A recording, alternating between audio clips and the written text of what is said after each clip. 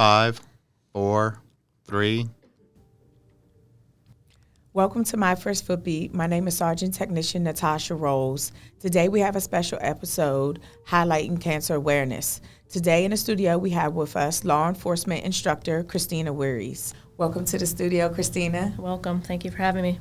Can you start off telling us a little bit about yourself? I started off as a uniformed division officer back in 2003, born and raised in Pittsburgh, Pennsylvania.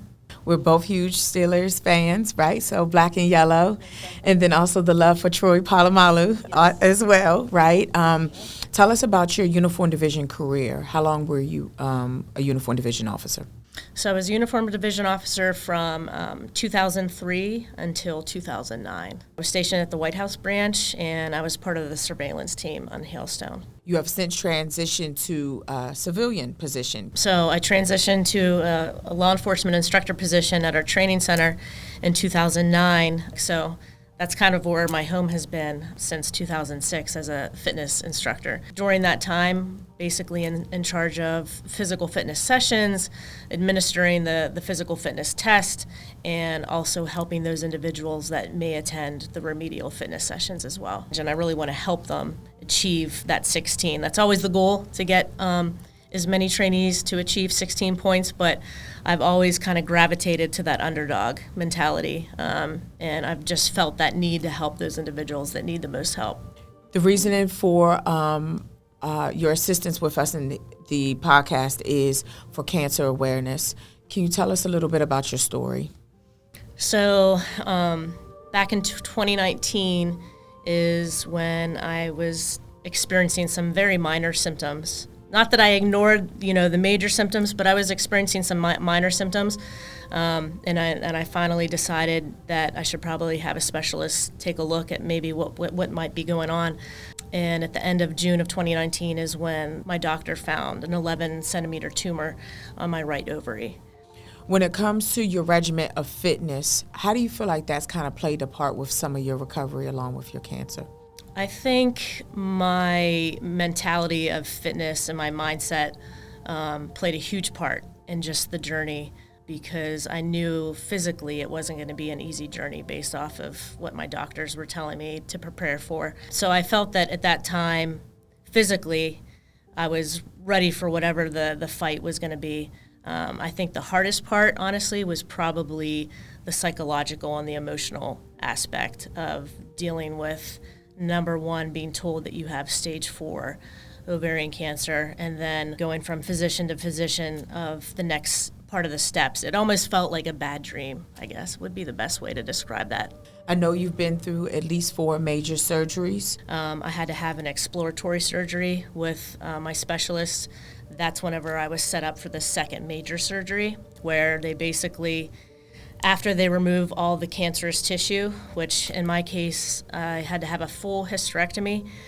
They removed my spleen, appendix, gallbladder, part of my kidney, part of my abdominal wall, and reconstruct my lower intestine, where they removed 3 feet of that. So the recovery process from that surgery, I was in the hospital for 21 days.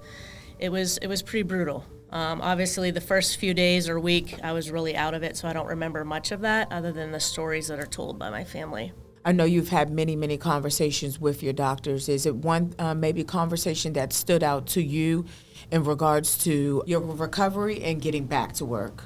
The hardest thing to hear from my surgeons was, Christina, no, you're working with a different body right now and you'll never be able to do what you were capable of doing. That was kind of a tough pill to swallow, because fitness, I've kind of made fitness my whole life, so to be told that was really challenging.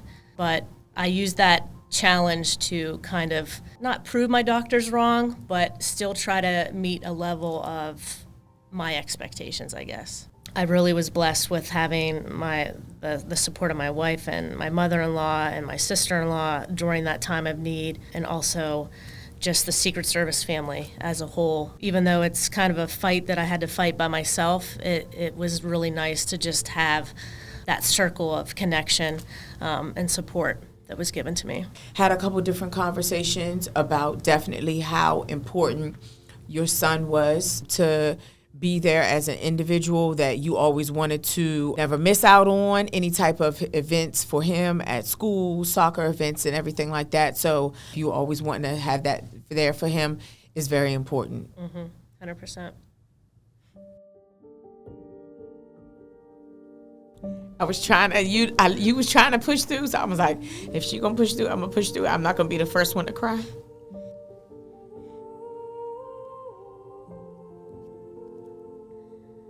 It definitely it hits different. I mean, it's 20 plus years of us knowing each other. It's crazy. Even when Lieutenant Matthews was like, you know, this is what's going on, whatever y'all need to do, you know, whatever it needs to take, you know, to get you to your chemo. And we were all willing to do whatever.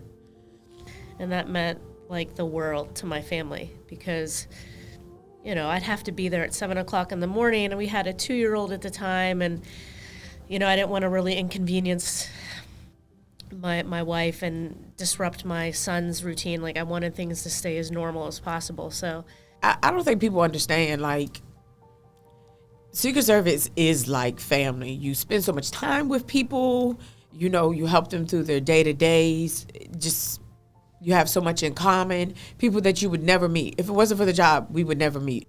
And I don't think you really see that surface until, right, usually something tragic happens, right, and it kind of brings people together. But at the same time, I think it shows you who is really in your corner, too. Like, when things hit the fan, you know, you realize who really is there for you and supports you. And I think that's what experiencing this has also shown me, is who, like, those true supporters are.